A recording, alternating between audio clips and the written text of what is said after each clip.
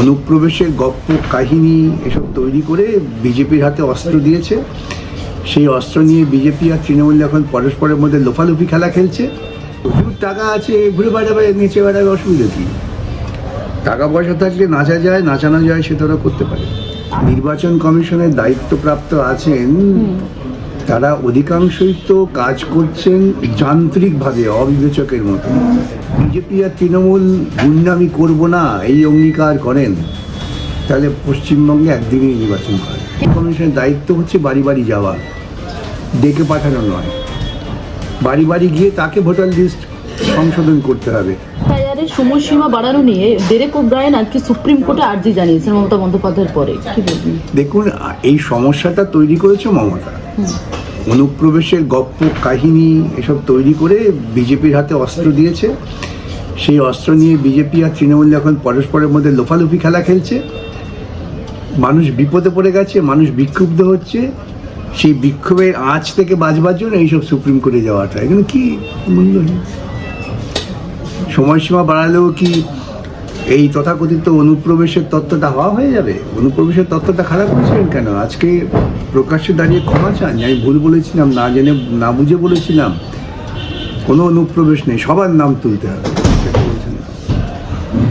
আমরা দেখছি পরপর এসআইআর শুনানিতে এক একজনের নাম আসছে এবং অমর্ত্য সেনের নাম এসআইআর এর শুনানিতে তাকে ডাকা হয়েছে। তা নিয়ে অভিষেক বন্দ্যোপাধ্যায় আজকে বোলপুরের মাটিতে গিয়ে, বীরভূমের মাটিতে গিয়ে সরব হয়েছে। সেটা তো হচ্ছে যে এই যারা নির্বাচন কমিশনের দায়িত্বপ্রাপ্ত আছেন তারা অধিকাংশই তো কাজ করছেন যান্ত্রিকভাবে, অবিবেচকের মতো।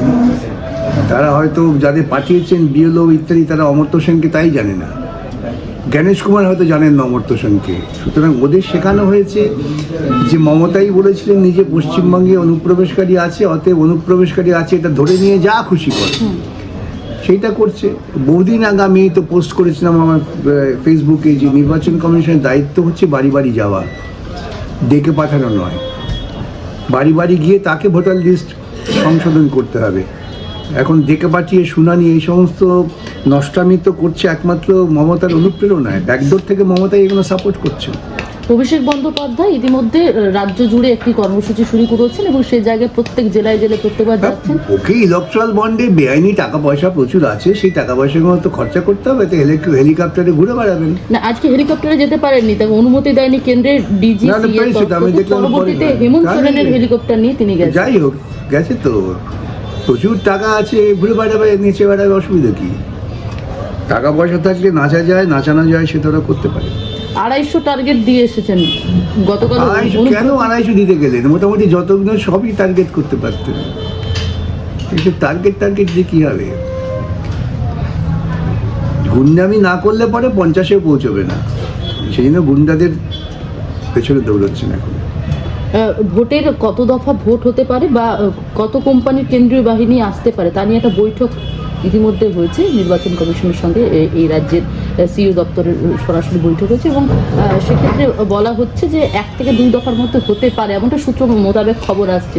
একদিনেই নির্বাচন করা যায় যদি বিজেপি আর তৃণমূল গুন্ডামি করব না এই অঙ্গীকার করেন, তাহলে পশ্চিমবঙ্গে একদিনই নির্বাচন করে। কেন্দ্রীয় বাহিনী বাড়ানোর কথা বলে, কেন্দ্রীয় বাহিনী ছাড়াই নির্বাচন করা যায় যদি ওরা গুন্ডামি করবো না বলে স্থির করেন। যারা গুন্ডামি করবেন সে কেন্দ্রীয় বাহিনী থাকলেই গুন্ডামি করেন। আমরা তো মাঠে নেমে নির্বাচন করেছি, আমরা দেখেছি তো। কেন্দ্রীয় বাহিনী থাকলেও গুন্ডামি হয়।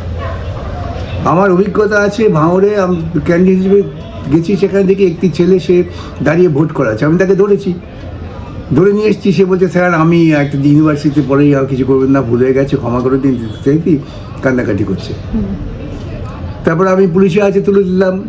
আমি তো বাস থাকবো না, পাশ থেকেই বলছি কতক্ষণ থাকবে এখানে, তারপর কি হবে?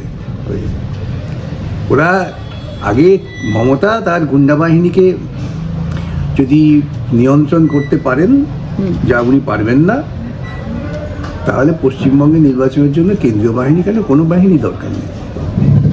বলতে হবে নো গুন্ডামি, সেটা ওরা বলতে সাহস পাবে না, ওদের বুকে সেও জোর নেই।